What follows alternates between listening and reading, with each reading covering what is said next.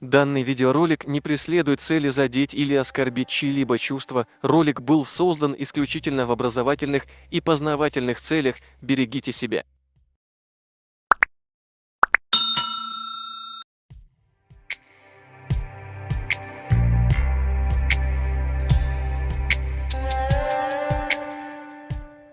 Две недели назад мы выпустили ролик с новостью о том, что проингушский блогер из России Артем Плато был обвинен в антиправительственных высказываниях, который на данный момент находится в городе Карабулак и ожидает судебное решение. Да здравствует наш суд! Самый гуманный суд в мире!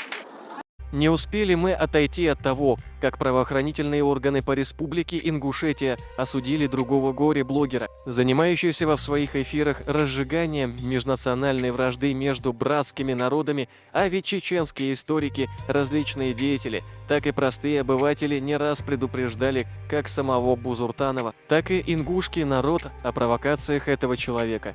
В ходе проверки ингушские историки и филологи дали свою правовую оценку, где было составлено заключение о недопустимости деятельности, которую ведет Бузуртанов на своем канале. Да,